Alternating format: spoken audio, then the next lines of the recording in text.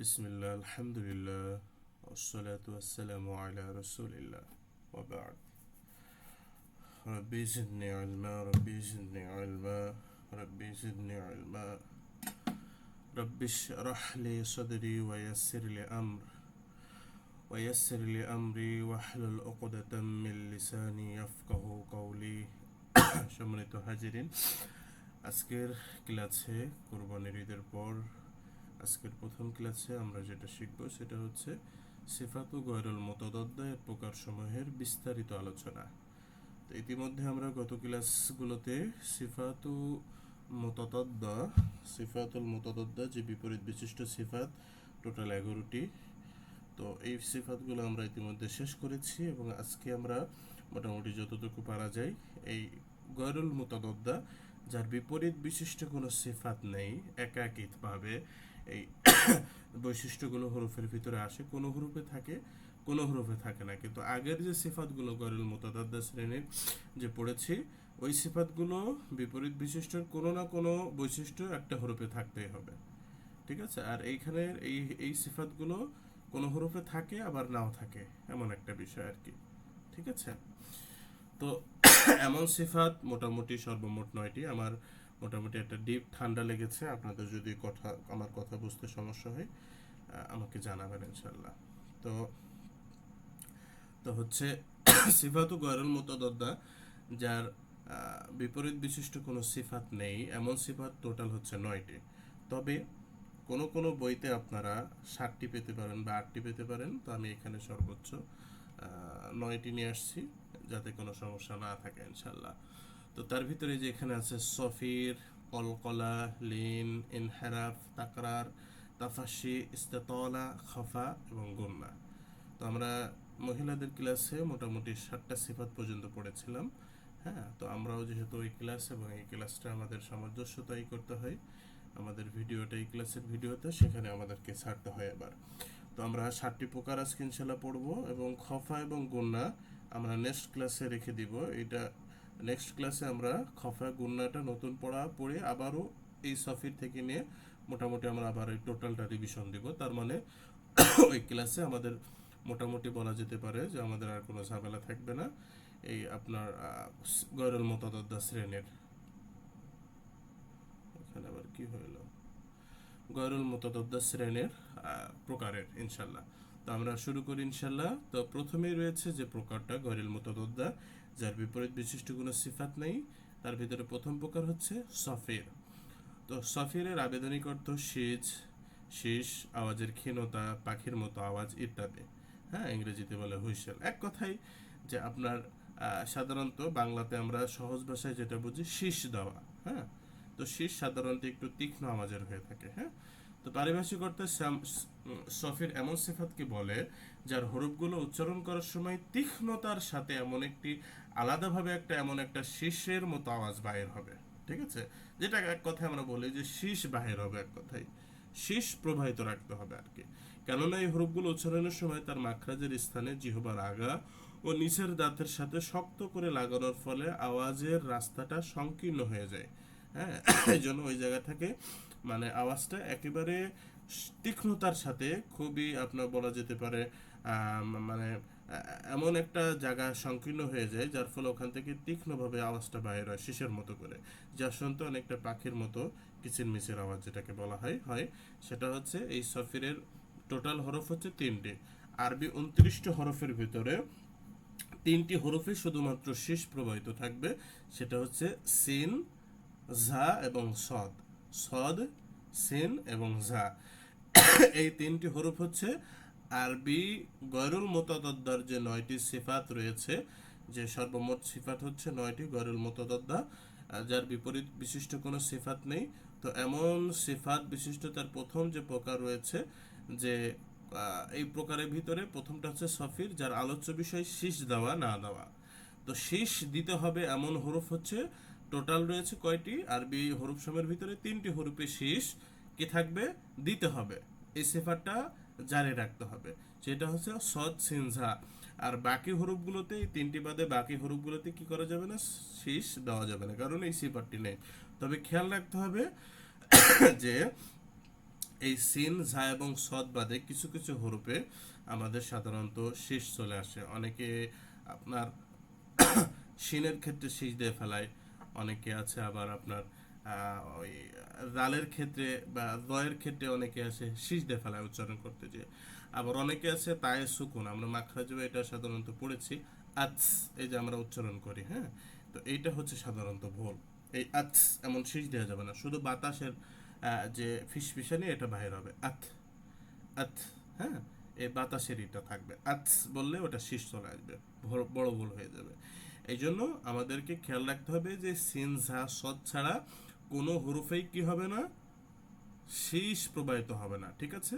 তো এখানে সুন্দর করে ফটো তো রয়েছে যে সাধারণত সদ এখানে সিন ঝা এর ফটো দেওয়া রয়েছে যে কিভাবে এখানে সাধারণত জিহ্বার টাচের ফলে এখানে সাধারণত আওয়াজ বাহির হওয়ার রাস্তাটা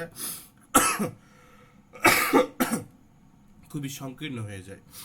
তো যার ফলে এখান থেকে এই শীষটা প্রবাহিত হয়, খেয়াল রাখতে হবে। যেমন আমি যদি পড়ি সদের ক্ষেত্রে আস, এই যে শীষটা প্রবাহিত হচ্ছে, সরটা মোটা শীষ হবে এক কথায়। আর সিনটা হবে পাতলা শীষ, এর জিহ্বার গোড়াটা নিচু থাকে, আস পাতলা হবে, হ্যাঁ, আস। আর এটা হবে আস। আর এই ঝাটা একটু বেশি শক্ত করে লাগাতে হবে এবং এটা ঝাঁঝালো প্রকৃতির হবে আর কি। ঝা, ঝা, ঠিক আছে। সদে, ঝা, সিন, ঠিক আছে। এইভাবে এটা মোটা শীষ দিব, এটা ঝাঁটা দিব ঝাঁঝালো শীষ, আর লাস্ট যেটা সিন সেটা আমরা পাতলা ক্ষীণ শীষ দেবো আর কি, ঠিক আছে।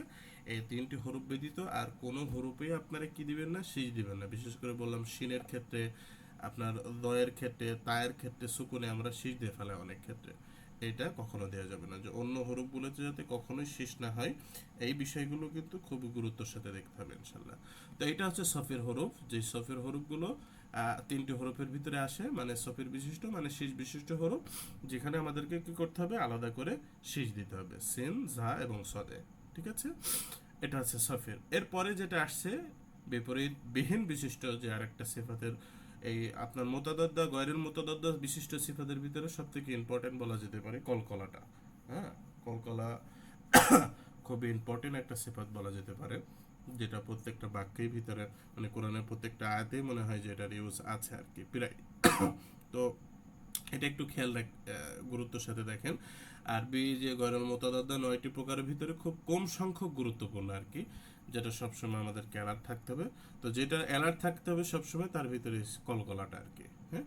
তো কলকলার আবেদনই করতে হচ্ছে আপনার কম্পিত হওয়া, নড়াচড়া করা, আন্দোলিত হওয়া, অস্থিরতা, অস্থায়িত্ব, হ্যাঁ। ইংরেজিতে যেটাকে বলা হয় যে দ্য ভাইব্রেশন বা ইকোয়িং, হ্যাঁ। ভাইব্রেশন যেটাকে আপনার নড়াচড়া করে, ইকোয়িং, হ্যাঁ, প্রতিধ্বনি হয়, এটা এক কথায় আর কি। পারিভাষিক অর্থে কলকলা এমন সুকুন বিশিষ্ট হরফকে বলে যা সুকুন অবস্থায় উচ্চারণ করার সময় আওয়াজটা প্রতিধ্বনি হয়। খেয়াল রাখবেন যে সুকুন অবস্থায় এই হরফগুলো উচ্চারণের সময় এক কথা, এখানে কিন্তু শর্ত রয়েছে যে অন্য কোনো অবস্থায় নাই। যদি সুকুন বিশিষ্ট অবস্থায় থাকে, স্থায়ীভাবে হোক বা অস্থায়ী সুকুন বিশিষ্ট হয়, তাহলে সেখানে ওই কলকলা হরফে সুকুন থাকলে প্রতিধ্বনি করতে হয়। কেননা কলকলার হরফগুলো ওই উচ্চারণ করার সময় মাখরাজের স্থানে খুব দ্রুত আঘাত খেয়ে প্রতিধ্বনি ফিরে আসে, হ্যাঁ। প্রতিধ্বনি ফিরে আসে বলতে এটা প্রতিধ্বনি ফিরে আনতে হয় জোর করে। আমরা ইতিমধ্যেই আপনাদেরকে বলেছি, হ্যাঁ, যে কলকলার এই যে 5টি হরফ, যে কফ, ত, জিম, দাল, বা, এইটা ওই যে মোতাদদ্দা শ্রেণীর যে সিদ্ধা রয়েছে, যে আজিদু কত্তন বাকাতে 8টি হরফের ভিতরেই যে 5টি হরফ প্রতিধ্বনি করতে হয়, কারণ ওই 8টি হরফ শুকন অবস্থায় কি হয়ে যায় বা তাইদিদ অবস্থায় সাধারণত আওয়াজটা বন্ধ হয়ে যায়, হ্যাঁ। তো তাইদিদের সমস্যা হয় না পরবর্তীতে, যে পরের হরফে আবার ওই হরফটি থাকে সুকুন, যে আব বা, এই যে বা পড়ছি তার মানে এখানে বা। কিন্তু আমার যদি শুধু সুকুন থাকে তাহলে কি পড়বো, আব, বা এখানে যদি শুধু সুকুন থাকে আব। এখন এই আব তৌজা, আবার ওর পরে আবার তা রয়েছে, আর যদি কত্তন বাকাত এখানে আবার তা রয়েছে, ওখানেও যদি সুকুন থাকে আত, তার মানে দুইটাই সুকুন থাকলে ওটা পার্থক্য করা কষ্টকর হয়ে যাচ্ছে বা অস্পষ্ট হয়ে যাচ্ছে। তো এই কারণে ওই 8টি হরফের ভিতরে 5টি হরফে সুকুন অবস্থায় আলাদা করে একটা প্রতিধ্বনি দিতে হয়। এখানে আমাদেরকে প্রতিধ্বনি দিয়ে পড়তে হবে আত, আর ওই তাতে পড়তে হবে হামস দিয়ে, ওইটা আবার ওই তা এবং কাফ নেওয়া হয়ে গেছে হামসে, ওই জায়গাতে আমাকে কি করতে হবে, ওখানে বাতাসটা প্রবাহিত রাখতে হবে, কি বলতে হবে, আত, আত, এখানে আত, আর ওই তাতে কি করতে হবে আত। তো এই 5টি হরফ নিয়ে আসা হয়েছে সিদ্ধার হরফ থেকে সুকুন অবস্থায় কি করার জন্য, প্রতিধ্বনি করার জন্য, যাতে একটা হরফের ক্ষেত্রে আর একটা হরফ বোঝা যায়, পার্থক্য নিরূপণ করা যায়, আর না করলে ওটা মিলিয়ে যাবে আর কি। ঠিক আছে, এই জন্য এই হরফগুলোতে কি করতে হবে, আপনাকে প্রতিধ্বনি করতে হবে। কিভাবে, আক, আত, এই কফ এবং ত, এটা সাধারণত মনে রাখবেন জিহ্বার গোড়া উঁচু হয়ে যায় মোটা হরফ বিশিষ্ট। তো জিহ্বার গোড়া যেহেতু উঁচু হয়ে যায় এই জন্য এর প্রতিধ্বনি উঁচু হবে, একটু পরে এর আলোচনা আসবে। সেটা হচ্ছে আক, আর এটা হচ্ছে আত। ঠিক আছে, আর জিম দাল বা এর জিহ্বার গোড়াটা নিচু থাকে, এর জন্য প্রতিধ্বনিটাও নিচু করতে হবে। হ্যাঁ, এটা হচ্ছে অর্ধেক জবরের মতো আক, তবে ফুল না, খেয়াল করবেন। হ্যাঁ, আর জিম দাল বা অর্ধেক জেরের মতো, মানে যেই রিটার্ন আসবে, আজে, আদে, আবে, আবি এমন না। ঠিক আছে, আদি এমন না। মানে যেমন আপনি যদি শানের উপরে কোনো বল নিক্ষেপ করেন, তাহলে ওইটা আবারও আপনার হাতে তাৎক্ষণিক আবার কি আসে, ব্যাক আসে। ওই যে তাৎক্ষণিক ব্যাক, কুইকলি ব্যাক আসা, এটাই হচ্ছে মূলত কলকলা, যে যেই আবার ব্যাক আসবে। ঠিক আছে, ফুল ভাবে না, ফুল ভাবে যে ওখানে জের জবর মতো করে থেকে যাবে না, ব্যাক আসতে হবে। হ্যাঁ, অর্ধেক যে আবার ব্যাক আসতে হবে, এটাই হচ্ছে কলকলা। ফুল করলে তো জবর জের হয়ে গেল, তার মানে ওটা ভুল হয়ে গেল। ঠিক আছে, যেমন এখানে ফালাক, যদি আপনি কোরআনে অনেক জায়গায় পড়েন, আপনার সূরা আলাকের ভিতরে ইকরা বিসমি রাব্বিকাল্লাযী খালাক, এই যে খালাক, এই যে প্রতিধ্বনি, ইকরা ফালাক, মিহাদে, এই যে নিচের দিকে মিহাদে। হ্যাঁ, এইগুলো আর কি, আহাদে, বাবে, এই যে নিচের দিকে এই প্রতিধ্বনিগুলো করতে হবে। ঠিক আছে, 3টে হরফ নিচের দিকে আর 2টে হরফ উপরের দিকে, একটু পরে আলোচনা আসছে। এই কলকলার হরফগুলোকে বলা হয় হুরুফুল কলকলা। হ্যাঁ, আর একটি মনে রাখার সূত্র হচ্ছে কুতুবু জাদ্দিন। হ্যাঁ, কুতুবু জাদ্দিন আর কি। তো উল্লেখ্য যে 5টি হরফ এসে ওয়াকফ করলে কিংবা 5টি হরফে সাকিন থাকলে, মানে ওয়াকফ করলে, যেমন এখানে এই যে এখানে রয়েছে মূলত আল ফালাকু, তো এই কাফের উপরে পেশ রয়েছে, যদি আমি কাপের উপরে যদি ওয়াকফ করি তাহলে এটা সুকুন হয়ে যাবে। তো এমন যদি ওয়াকফের কারণে সুকুন দিয়ে পড়ি, অথবা যদি ওখানে স্থায়ীভাবে সুকুন থাকে, সুকুন বিশিষ্ট হয়, তাহলে সেখানে কি করতে হবে, কলকলা করতে হবে। তাইদিদ অবস্থায় হরফগুলোর ওই কলকলার সিফারটা বিলুপ্ত হয়ে যাবে। হ্যাঁ, তাইদিদ যদি চলে আসে তাহলে কিন্তু এই 5টি হরফে কফ, ত, বা, জিম, দালে যদি তাইদিদ থাকে তাহলে কিন্তু কলকলা করতে হবে না, খেয়াল রাখবেন। কখন করবো আমরা, শুধু সুকুন অবস্থায়। আর তাইদিদ আসলে ওই কলকলা সিফত বিলুপ্ত করে সিদ্ধার যে প্রকৃত সিফাত সেটা কি, আওয়াজটা বন্ধ করে দেওয়া, আওয়াজটা বন্ধ করে পড়তে হবে। কি করে পড়তে হবে, আক, ক, আক, ক। ঠিক আছে, কিন্তু যদি সুকুন, শুধু সুকুন আসে তাহলে কি পড়বো, আত, আক। ঠিক আছে, শুধু সুকুন অবস্থা, এটা খেয়াল রাখবেন।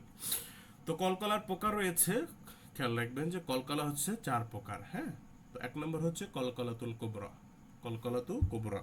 তো কলকলাতু কুবরা হচ্ছে যে হরু, কলকলার হরুপের উপরে তাইদিদ হলে, তা আমি একটু আগেই বললাম যে তাইদিদ হলে তো কলকলা হবে না, তাহলে এখানে কেন আবার হলো, যে তাইদিদ হলে, মূলত এখানে তাইদিদ যদি হয় এবং ওই তাইদিদের উপরে যদি ওয়াফ করা হয়, ঠিক আছে, তাহলে সেই ক্ষেত্রে ওয়াকফ মানে কলকল হবে। তবে অন্যান্য কলকলার মানে স্তর থেকে এই প্রতিধ্বনিটা একটু বেশি আকারে করতে হবে, কারণ ওখানে 2টা কলকলার একটা সুকুনের থেকে যাচ্ছে। যেমন এখানে যদি পড়ি ওয়া তাব্বে আল হাক, এখানে কফ রয়েছে, আবার পরেও হরফটা কফ, 2টা এখানে কি হয়ে যাচ্ছে, মোটা হরফ পাশাপাশি হয়ে যাচ্ছে। মূলত এখানে কফ 2টি রয়েছে। হ্যাঁ, তো যার ফলে এখানে ওয়াকফ করার দরুন এখানে আর ওই থাকছে না, জবর থাকছে না, সুকুন হয়ে যাচ্ছে। এই কারণে এই জায়গাটা আরো বেশি প্রতিধ্বনি করতে হবে, হাক, ক, ওয়াতাব্বে। ঠিক আছে, এই জায়গাতে। আর যদি আমি যদি মিলিয়ে পড়ি তাহলে কি হবে না, এখানে কলকলা হবে না। যদি আমি মিলিয়ে পড়ি তাহলে এখানে সাধারণত সুকুন দিয়ে পড়তে হবে, অতাব্বা।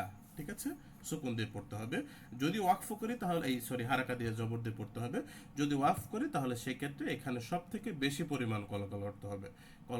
কলকলা হরুপের ভিতরে তাইদিদ থাকলে এবং ওর উপরে যদি সুকুন করা হয় তাহলে সব থেকে বেশি পরিমাণ কলকলা, এটা হচ্ছে বলা হয় কলকলাত কুবরা। আর একটা হচ্ছে 2 নম্বর হচ্ছে কলকলাত উস্ত, উস্ত মানে মধ্যম আর কি।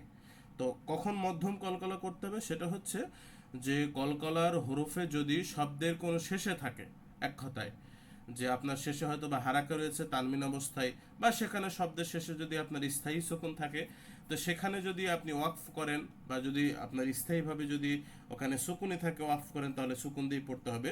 তাহলে সেখানে কি করতে হবে? কলকলা করতে হবে, সেটা হচ্ছে উস্তা। এটাকে অনেকে কলকলা কুবরা বলেছেন, তবে এটার থেকে এইটার আওয়াজের, কলকলার আওয়াজের প্রতিধ্বনি একটু কম হবে। যেমন এই যে এখানে ম্যাজিদে সর্বশেষ অক্ষরে কি রয়েছে? দাল।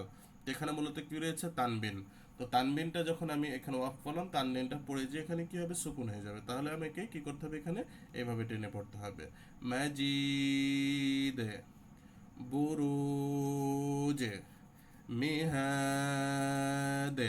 ঠিক আছে? তার মানে এইগুলো হরফগুলোতে এক কথায় যে কলকলাটা মিডিয়াম, মানে কুবরার থেকে একটু নর্মাল হবে কোনগুলা, সেটা হচ্ছে যে আমি যদি ওয়াফ করি, মানে এক কথায় শব্দের শেষে যদি কলকলার হরফ থাকে এবং ওই হরফে যদি ওয়াফ করা হয়, তাহলে সেই ক্ষেত্রে কলকলাটা মিডিয়াম পরিমাণ কলকলা প্রতিধ্বনি করতে হবে। এক কথায় মানে যেখানে আমি অফ করব ওই হরফটি যদি কলকলার হয়, তাহলে সেখানে মিডিয়াম পরিমাণ অফ করতে হবে। আর আরেকটা হচ্ছে 3 নম্বর স্তরে, এটা সর্বশেষ স্তর, যেটাকে বলা হয় সোগরা, মানে এটা একটু সব থেকে কম পরিমাণ কলকলা করতে হয়। হুজুর ওই জিনিস বলেন। আমি ওই যে একটু জানতে চাচ্ছিলাম যে আপনি যদি কলকলা ওয়ার্ডটা হরফটা লাস্টে থাকে কোনো বাক্যে বা কোনো সেন্টেন্সে, তখন ওটা যদি তানবিন হয়, তাহলে হ্যাঁ, তো তা তানবিন হলে একটা হুম। মাজিদ, আপনি ওখানে জাস্ট ওটাকে অ্যাড করে দিচ্ছেন, কিন্তু ওটা তো ওখানে তানবিন ছিল, তো একটা হরফ তো যাবে না, একটা পেশ হবে, ডাবল পেশ না, মাজিদুন না হয়ে মাজিদ। না না, এখানে একটা পেশ থাকবে না, এটা দুইটা পেশই কি বিলুপ্ত হয়ে যাবে। হ্যাঁ, শুধু জবরের ক্ষেত্রে বিলুপ্ত হয় না। হ্যাঁ, এখানে যদি মাজি দান থাকতো তাহলে আমাদের পড়তে হতো মাজি দা, কেটে গেল। কিন্তু এখানে রয়েছে বলো পেশের তানবিন। হ্যাঁ, আচ্ছা আচ্ছা পেশ এবং জেরের তানবিনে মূলত দুইটাই বিলুপ্ত হয়ে যায়। হ্যাঁ, শুধু সুকুন থাকবে। আচ্ছা, ঠিক আছে। পাশে তানবিন আচ্ছা, জেরা পেশ, আচ্ছা। আর আছে সর্বনিম্ন হুম, হুম, কলকাল হুম, আছে কলকালা তো আচ্ছা। শুকরা, সেটা হচ্ছে যে কিন্তু শব্দের শেষে এক্ষেত্রে না। কি ওই কল্পনা হয়টা মাঝি? হ্যাঁ, মাঝিদে করতে হবে তো কলকালা, কি বললাম, এটা মিডিয়াম পর্যায়ের, মানে মোটামুটি ভালো পর্যায়ে, এবং এই কলকলাগুলোই কোরআনে বেশি সব থেকে। হ্যাঁ, মাজিদে ওয়াকফ করলে, বুরুজে। আচ্ছা ঠিক আছে, এই কলকলাগুলোই কোরআনে বেশি, আচ্ছা, মানে শব্দের শেষে ওয়াকফ করলে ওই ওকে। হরফে কলকলার হরফ থাকলে সুকুন দিয়ে কলকলাটা করতে হবে। ঠিক আছে। আর এটা হচ্ছে শব্দের শেষে থাকা, যেমন বুরুজ। আর কলকাতাতে জি। শুকরা হচ্ছে শব্দের যদি মধ্যখান থাকে, সেখানে যদি মানে অক্ফের, তো সেখানে কোনো ই থাকবে না, অপশন থাকবে না, কারণ মধ্যখান রয়েছে। যেমন এখানে রয়েছে এয়াদে রিকু, এই এয়াদ রুকু। হ্যাঁ, তারপরে আচ্ছা ভাইয়া, তাজে আলু। হুম। আচ্ছা ভাই, এই যে শব্দের শেষে তানবিন, এই যে যে দুইটা, এই যে দুই জবর দুই পেশ আছে, তো এটার উচ্চারণটা কি একটা একটা হচ্ছে না? তাহলে আমরা আমরা যখন মাজিদুন যে জায়গায় পড়ছি, তাই ওটা কি মাজিদ হয়ে যাচ্ছে, তাই না? হ্যাঁ, ঈদ ওখানে ওয়াকফ করলে ইকো তানবিন হবে। দুন পড়া যাবে না, সুকুন দিয়ে পড়তে হবে, মাজিদে। ঠিক আছে। হ্যাঁ হ্যাঁ ও হ্যাঁ। আচ্ছা আচ্ছা। এখানে তানবিন পড়া যাবে না, ওয়াকফ করলে ওখানে তানবিন হুম, বিলুপ্ত হুম, করে হুম। দিয়ে সুকুন পড়তে হবে। সেটা শুধু দুই জের এবং দুই পেশের ক্ষেত্রে। কিন্তু এখানে যদি দুই জবর থাকে, জবরের ক্ষেত্রে আবার এক আলিফটা ফেলতে হয়, মানে একটা জবর ফেলে ওখানে মাদে এক আলিফ মার টান দিতে হয়, আসলি মাদের মতো। বুরুজা এইভাবে পড়তে হতো, মাজিদা এইভাবে পড়তে হতো। হ্যাঁ, তবে দুই পেশের তানবিন এবং দুই জেরের তানবিন আসলে ওটা সুকুন করে দিতে হয় ওয়াকফ করলে। বোঝা গিয়েছে? আচ্ছা, কে? জাজাকুমুল্লাহ খায়ের। এরপরে হচ্ছে ওই যে কলকলা শুকরা বলছিলাম, যে শব্দের শেষে না থেকে যদি মধ্যখানে কলকলার হরফ আসে এবং ওই হরফে যদি কি থাকে? সুকুন থাকে। এই যে তা যে আলো, এখানে জিমে তো আর আপনি অক্ফ করতে পারছেন না, একসাথে পড়ে যেতে হচ্ছে। তো সেই ক্ষেত্রে স্বাভাবিকভাবে এখানে কলকলাটা কি হবে? কম হবে। ইয়াদে রিকু, তা যে আলো, যেমন এখানে যত হচ্ছে আলহা, যেমন আমি যদি পড়ি আলহাক, সব থেকে বেশি। দেখেন, এরপরে পরের স্তরে যদি আমি পড়ি মাজিদে, এটা তার পরের স্তরে। আর সর্বনিম্ন স্তর সেটা হচ্ছে ইয়াদে রিকু বা ইয়াদরুকু। ঠিক আছে, ইয়াদে, এটা সাধারণত ওর থেকে একটু লো লেভেল হবে। ঠিক আছে, এটা হচ্ছে কলকলাতু সুগরা।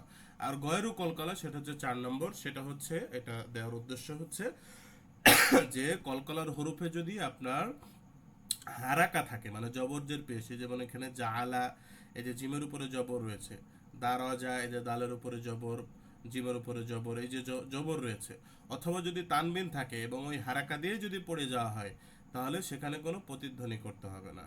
ঠিক আছে, মানে কলকারা হরুফে যদি আমি জবর দিয়ে পড়ে যাই তাহলে কি হবে না, সেখানে প্রতিধ্বনি হবে না। এখানে যদি আমি পড়তাম মাজিদুম বাল হুয়া, ঠিক আছে, মাজিদুম বাল হুয়া, তাহলে এখানে মাজিদে না পড়ে মাজিদুম এখানে তানবিন দিয়ে পড়তে হতো, তার মানে দালে কলকলা হতো না।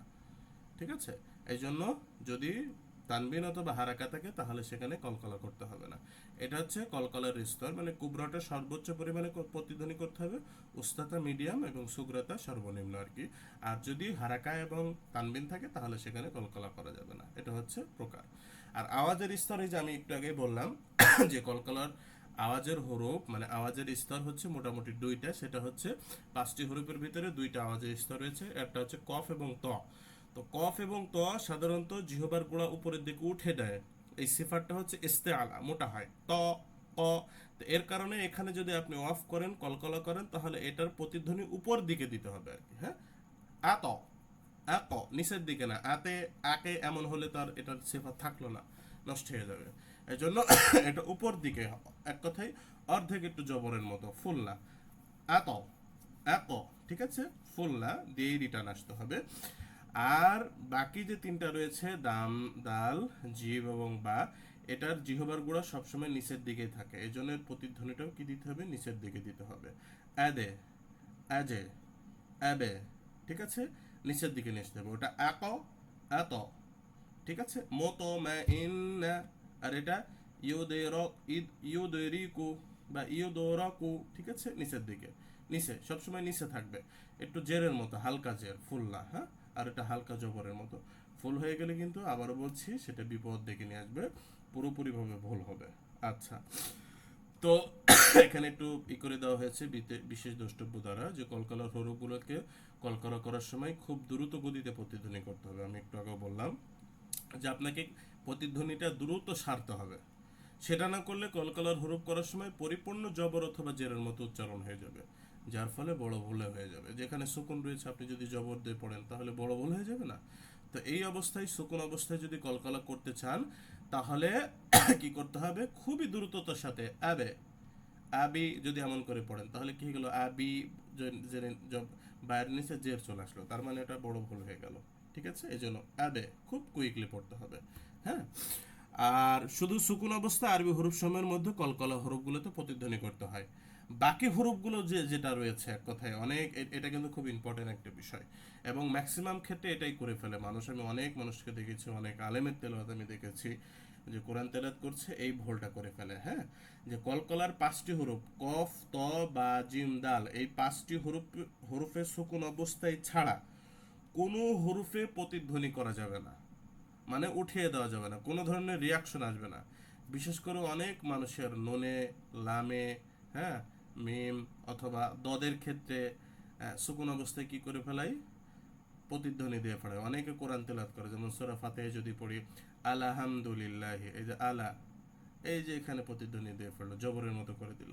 তারপরে সিরাতাল্লাযীনা আনআমতা, এই যে আনআমতা, আনা, এই যে এমন করে ফেলে আনা, তাহলে এটা জবরে চলে আসলো। বুঝতে পারছেন, ওখানে কি পড়তে হবে, আনআমতা মিলিয়ে দিতে হবে, আলহামদু, আমতা এমন পড়া যাবে না। হ্যাঁ, কি করতে হবে, মিলিয়ে দিতে হবে। অনেকে পড়ে যেমন ইয়াদরিবো, বা আপনার যদি দদের এক্সাম্পল পড়ি, হ্যাঁ, তাহলে সেটা আপনার ইয়াদরিবো, এটা এক্সাম্পল ধরা যেতে পারে যে ইয়াদ ইয়াদরিবো এটা হচ্ছে দরাবা ইয়াদরিবো থেকে আসছে, মুজারের সিগা।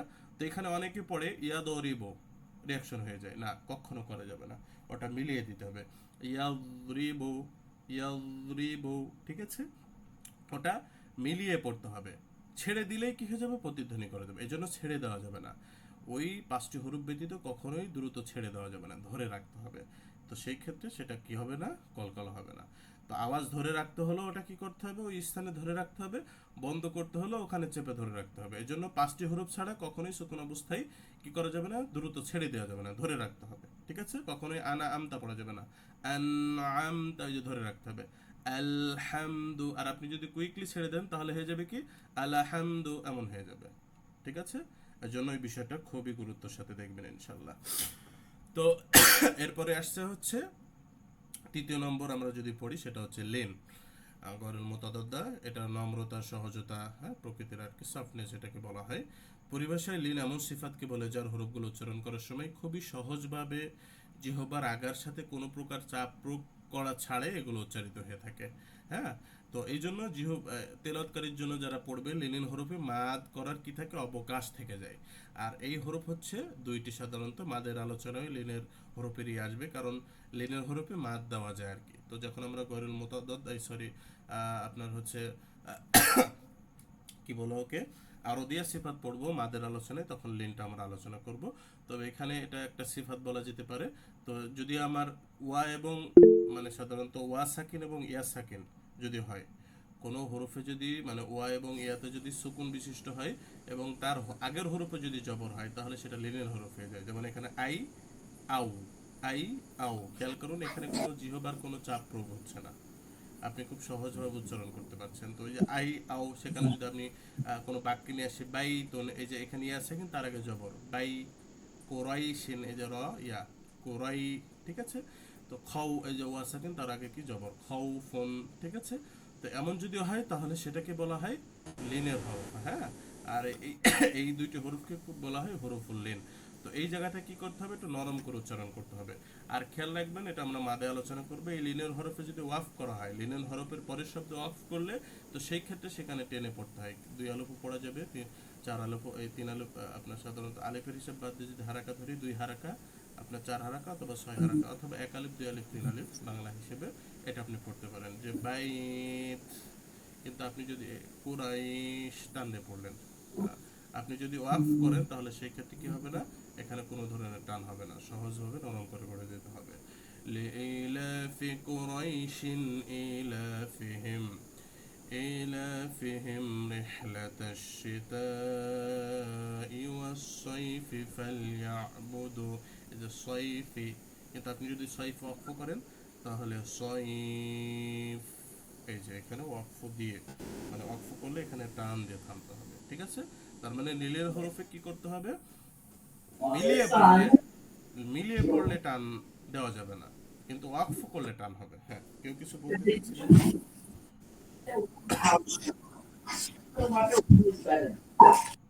আচ্ছা, হুজুর এখানে যে মদের ক্ষেত্রে এখানে মানে যেটা প্রথমে মদের যে 3টা হরফ, এখানে হামজা ইয়া ওয়াও, হামজাটা নাই লিন শব্দ মানে লিন হরফে, এটা কোনো মানে এটা তো একটা গ্রুপে পড়ে যেখানে টান দিতে হয়, বা না হামজা একটু না, জানার ওটা জন্য কিন্তু এমনি আলিফ just। ছিল, আলিফে সাধারণত সুকুন হয় না, এই কারণে আলিফটা লিনের মধ্যে না। হামজা এবং আলিফের ভিতর অনেক পার্থক্য। হ্যাঁ, হামজা, হ্যাঁ আলিফ খারা ফয়া যেটা আপনি বলছেন ওটা মাদের হলো, ওই হ্যাঁ আলিফটা, হ্যাঁ হ্যাঁ হ্যাঁ, আমি মদের ওই কথা বলছি। আলিফটা মূলত হামজা না, হ্যাঁ, ওটা শুধু আলিফ, আলিফ, আলাদা একটা আলিফ আলিফ। স্বতন্ত্র হরফ। হ্যাঁ, আর হামজা একটা হরফ, আলিফ একটা হরফ, ঠিক আছে। আলিফটা মূলত একটা আচ্ছা স্বতন্ত্র হরফ আর হামজা একটা স্বতন্ত্র হরফ। তো ওই আলিফে সুকুন হয় না সাধারণত, আলিফে কখনোই সুকুন হয় না, এই কারণে ওটা লিনিয়ার হরফও হয় না, শুধু ওয়া সাকিন এবং ইয়া সাকিনে হয়, ঠিক আছে। আচ্ছা, কারণ আমি মধ্যে মধ্যে ছিল এটা দেখছি, জি জি জি। তো আচ্ছা এরপরের আর একটা ইয়ে রয়েছে, সেটা হচ্ছে ইনহেরাফ। ইনহেরাফের আবেদনিক অর্থ হচ্ছে পরিবর্তন, বিচ্যুত হওয়া, এক জায়গায় না থাকে। আমরা এটা আবেদনিক মূল বিষয় না, পারিভাষিক আমাদেরকে খেয়াল রাখতে হবে যে ইনহেরাফ এমন সিফাতকে বলে যার হরফগুলো উচ্চারণ করার সময় তার আওয়াজ এক জায়গায় স্থির না থেকে বরং এক জায়গা থেকে শুরু হয়, পরবর্তীতে ওটা কি হয় অন্য জায়গা থেকে বিস্তৃত হয়ে অন্য জায়গায় চলে যায়। তো এমন সিফাত বিশিষ্ট হরফ মানে এমন ইনহেরাফের যে হরফগুলো রয়েছে সেই হরফ হচ্ছে দুইটি, সেটা হচ্ছে লাম এবং র। তো এই দুইটা হরফ উচ্চারণ করার সময় বিশেষ করে যেখানে বিস্তারিত বলা হয়েছে যে লাম উচ্চারণের সময় আওয়াজ লামের স্থান থেকে উচ্চারণ লামের স্থান পর্যন্ত এসে অথবা জিহ্বার দুই পাশ দিয়ে বের হয়ে যায়, যেখানে সুন্দর করে বুঝিয়ে দেওয়া হয়েছে যে লামের ক্ষেত্রে যে এখান থেকে আসে আস্তে আস্তে জিহ্বার দুই পাশ থেকে লামটা আওয়াজটা বাইর হয়ে যায়। আর কি হয় রয়ের ক্ষেত্রে হয় কি, যে ওই মধ্যখান পর্যন্ত এসে সমানভাবে সামনে অগ্রসর না হয়ে জিহ্বার মধ্যখানের সংকীর্ণ পথ থেকে আওয়াজ বাইর হয়। এই যে রয়ের ক্ষেত্রে সাধারণত দেখুন যে জিহ্বাটা এই যে আওয়াজগুলো আসছে, এটা মানে সমানভাবে বাহির না হয়ে যে ব্যাকে মোড় নিয়ে কি হচ্ছে, এই যে সংকীর্ণ একটা নৌকার মতো রাস্তা থেকে রয়ের উচ্চারণের ক্ষেত্রে যেখানে হালকা একটা নৌকার মতো রাস্তা থাকে, এইখান থেকে কি হয় আওয়াজটা কি হয় প্রবাহিত হয়। তার মানে আওয়াজের একটু বিচ্যুতি হয়ে যায়, এক জায়গা থেকে শুরু হয়ে সমান্তরাল না এসে কি হয় একটু ব্যাকাতাড়া হয়ে যায় আর কি। এইটাই হচ্ছে এনহেরাফ, যেটা দুইটা হরফ হয়ে থাকে র এবং লামের ক্ষেত্রে। ঠিক আছে, তো এটা সাধারণত খুব একটা লাগে না, এটা অটোমেটিকলি হয়ে যায়, এটা আমরা ফোকাস দিব না। এরপরে হচ্ছে তাকরার। তো তাকরার হচ্ছে আবেদনী করতে হচ্ছে বারবার করা, পুনরাবৃত্তি করা, হ্যাঁ, একাধিবার এক কথায় যেটা রিপিটেশন বলা হয়। তো আমরা খেয়াল করব পারিভাষিক অর্থে তাকরার এমন বিশিষ্ট সিফাত, মানে এমন সিফাতকে বলে যার উচ্চারণের স্থান সংকীর্ণ হওয়ার কারণে একটি হরফটি উচ্চারণের সময় জিহ্বার অগ্রভাগটা কিছু কেঁপে ওঠে। এক কথায় যেটাকে আমরা যদি বলি ভাইব্রেশন, একটু কম্পন হয়ে যায় আর কি, হ্যাঁ, কম্পনের সৃষ্টি হয়। তবে এই কম্পনটা এমন কম্পন নাই যেটাকে আমরা তাকরার যেটা আবেদনী করতে বা ই করা হয় যে বারবার উচ্চারিত হওয়া। তো বারবার হলে তো ওটা ডবল উচ্চারণ করতে হবে, তো ডবল হবে না আর কি, হ্যাঁ। এই তাকরার মানে ডবল না, এই তাকরার মানে হালকা উদ্দেশ্য আর কি, হ্যাঁ। রয়ে সাধারণত হালকা কম্পন সৃষ্টি হয় র উচ্চারণ করতে যান, তবে র এমন না, আর অনেকে এমন করে ফেলে না, আর রহমান, আর রহমান এমন পড়া যাবে না, ঠিক আছে, হালকা মের সদে হালকা একটু আওয়াজে কম্পন সৃষ্টি হয়। তো এইটা হচ্ছে শুধু র হরফে। তো র হরফে সাধারণত বাড়তি আরো দুইটা সিফাত জ্যাগ হয়েছে, সেটা হচ্ছে এই যে তাকরা সিফাত, আর একটা হচ্ছে এই যে ইনহেরাফের র। তার মানে আপনি যখন সিফাত পড়বেন কোন হরফে কয়টা সিফাত থাকে, তো র হরফের ভিতরে সব থেকে বেশি সিফাত রয়েছে। তো সেটা কি, ওই যে মোতাদাদ্দার পাঁচটির ভিতরে এখানে রতে তো পাঁচটি থাকবে, যে পাঁচটির ভিতরে পাঁচটিতে রতে পাঁচটি এমন মোতাদাদ্দার শ্রেণী রয়েছে, আর গয়রে মোতাদাদ্দার এই কি রয়েছে ইনহিরাফ এবং তাকরার। তাহলে 5 আর এই 2 কত হলো 6 7, 7টি সিফাত সর্বোচ্চ পরিমাণ রয়তে রয়েছে। হ্যাঁ, তা রয়ের ক্ষেত্রে একটু আমাদেরকে কয়েকটা বিষয় আমাদেরকে খেয়াল রাখতে হয়। হ্যাঁ, যখন আমরা সিফাতের পড়বো যে কোন হরফে কয়টা সিফাত থাকে, তখন আমরা এগুলো বিস্তারিত আলোচনা করব। তো এটা হচ্ছে তাকরার। এরপরে আসে তাফাস্সি। হ্যাঁ, তাফাস্সি মানে হচ্ছে ছড়িয়ে পড়া, প্রশস্ত হওয়া, আওয়াজ বাতাস ছড়িয়ে পড়া, হুইসেলের মতো আওয়াজ হয় এক কথায়। তো এটার পারিভাষিক আমরা একটু খেয়াল করি। তাফাস্সি এমন সিফাতকে বলে যার হরফগুলো উচ্চারণ করার সময় আওয়াজ মুখের ভিতরে সব থেকে কি মানে পুরোটা ছড়িয়ে পড়ে, হ্যাঁ, ভিতরে ঘোরপাক খায়। হ্যাঁ, সাধারণত তাফাস্সি হরফ হচ্ছে একটি, সেটা হচ্ছে শিন। তো আমরা যে হামসের হরফ পড়িনি, হামসের হরফে বাতাসটা প্রবাহিত হয়। তো হামসে হরফের ভিতরে শিনটা সব থেকে বেশি বাতাসটা বোঝা যায়, শোষ আওয়াজটা সব থেকে বেশি প্রকাশ পায়। কারণ হচ্ছে মাখরাজের স্থানে দেখুন জিহ্বার এই যে মধ্যখানটা একটু দেবে যায় আর কি, আর এই মুখের ভিতরে বাতাসটা ঘুরপাক খায়। এই জন্য এর যে বাতাসের যে একটা আওয়াজ, সেটাকে কি বলা হয় শোষ। এই শিনের উচ্চারণের ক্ষেত্রে শোষটা বেশি প্রকাশ পাবে, সেটা হচ্ছে যেমন আশ, শিন, এই যে করছেন, এটা কিন্তু শীষ না। অনেকে কিন্তু এটা শীষ মনে করে যে সিনের মতো, যেমন সিন, এই যে সিনটা শীষ, এটা পাতলা। আর এই যে আমি শিন উচ্চারণ করছি, এটা কিন্তু শীষ না, এটা হচ্ছে ফিস ফিসানি। শিনে শুধু বাতাসের ফিস ফিসানি হবে, কি হবে না, শীষ হবে না, শুধু ফিস ফিসানি প্রকাশ পাবে। আশ, এই যে বাতাসের ফিস ফিসানি ভিতরে ঘুরপাক খাবে, বুঝতে পারছেন। আর শীষ বলে একেবারে তীক্ষ্ণ আজকে আস, যেমন এতে এমন হয় আস, এই যে এটা হচ্ছে শীষ, এটা হবে না। শিনের ক্ষেত্রে কি হবে খেয়াল রাখবেন যে বাতাসের ফিসফিসানি থাকতে হবে। হ্যাঁ, আশ, আশামসু, ঠিক আছে, এই যে আশামসু, এই লাস্টেরটা সিন, এইটাকে এখানে শীষ দিতে হবে, কিন্তু আগেরটাই শুধু ফিসফিসানি আশামসু, ঠিক আছে, এটা হচ্ছে সিন। তো এটা অটোমেটিকলি সাধারণত সিনে আমি আর আজ পর্যন্ত কারোর সমস্যা পাইনি, সিনটা সকলে উচ্চারণ করতে পারে। এরপরে আসছে সেটা হচ্ছে ইস্তেতলা। হ্যাঁ, যেটার আবেদনের করতে লম্বা করে পড়া, বিস্তৃত হওয়া। এর পারিভাষিকে আমরা লক্ষ্য দিই, সেটা হচ্ছে যে ইস্তেতলা এমন সিফাতকে বলে যার হরফগুলো উচ্চারণ করার সময় আওয়াজ জিহ্বার চারিপাশে প্রসারতা লাভ করে, কেননা তা উচ্চারণের সময় জিহ্বার গোড়ার কিনারা মাখরাজের স্থানে লম্বা লম্বিভাবে স্পর্শ করে, যার ফলে আওয়াজটা লম্বা হয়। আর এই ইস্তেলা হরফ হচ্ছে একটি, সেটা হচ্ছে দব। সব থেকে কঠিন, সব থেকে ভেজালপূর্ণ হরফ হচ্ছে এই দদ। এই দদের মাখরাজটা সব থেকে বিস্তৃত হয়, যেমন আপনি খেয়াল করুন আদ্রাজ দাঁত একেবারে এই যে মাড়ির দাঁত সহ আরো 3টা, এই দাঁত সময়ের সাথে কি হয়, এই আদ্রাজ দাঁতের সাথে আরো 2টা দাঁত, এই যে এই দাঁতগুলোর সাথে এই জিহ্বার পার্শ্বটা স্পর্শ করে। তার মানে এর মাখরাজের প্লেসটা খুব লং মুখের ভিতরে, এবং আওয়াজটাও সেই লং হয় আর কি। অন্যান্য হরফের থেকে এর আওয়াজের যে স্তর হবে, এটা লং আওয়াজে হবে আর কি সাধারণত। হ্যাঁ, আর এই হরফটা হচ্ছে দদ। তো দদ উচ্চারণটা আমি আবারও বলছি যে সবাই এটা ফুললি ভাবে পারে না, ম্যাক্সিমাম মানুষেরই দদের উচ্চারণটা ভুল হয়ে যায়, অনেকে রিয়াকশন দিয়ে ফেলে, অনেকে সাউন্ডটা আটকে ফেলে, কলকলা দেয়, হ্যাঁ, অনেকে মানে বিভিন্ন রকমের করে ফেলায়, মানে এটার যে প্রকৃত সিফাত, সাউন্ডটা ধরে রাখতে হবে, রিয়াকশন দেওয়া যাবে না, আওয়াজটা জারি রাখতে হবে, বন্ধ করা যাবে না, এটা সাধারণত পারে না, অনেকে কুইকলি পড়ে ফেলে, অনেকে রিয়াকশন দিয়ে ফেলে, এটা দদের ক্ষেত্রে যায় না। এই জন্য দদের ক্ষেত্রে আপনারা একটু বেশি ফোকাস দিবেন, ঠিক আছে? দরটা কিন্তু খুবই কষ্টকর এবং কঠিন বলা যেতে পারে, দীর্ঘদিন প্র্যাকটিস করতে হবে, হ্যাঁ। তো আমাদের আজকের যে মোতাদদ্দ শ্রেণী সেটা হচ্ছে এই পর্যন্তই আমরা পড়বো, মহিলা গ্রুপে আমরা পড়েছিলাম এই পর্যন্তই, এবং গত ক্লাসে আমরা আর দুইটা সিফাত বাকি রয়েছে, 9টির ভিতরে অলরেডি আমরা 7টে পড়েছি, সরি আগামী ক্লাসে আমরা খফা এবং গুন্না আর দুইটি সিফাত বাকি রয়েছে। খফাটা ম্যাক্সিমাম বইতে পাওয়া যায় না, হ্যাঁ, এই সিফাতটা নাই। আর গুন্নাটা খুবই ইম্পর্টেন্ট, গুন্নার কয়েকটি প্রকার রয়েছে আর কি, যে প্রকার রয়েছে এই প্রকারগুলো আমরা নতুন পড়া, গত ক্লাসে নতুন যে দুইটা প্রকার থাকবে এই নতুন পড়া পড়ে আবারও আমরা রিভিশন যাব এই আগের যে প্রকারগুলো 7টি প্রকার পড়লাম, এই মোট মানে ওই 7 আর এই 2 টোটাল আবারও রিভিশন আসবো।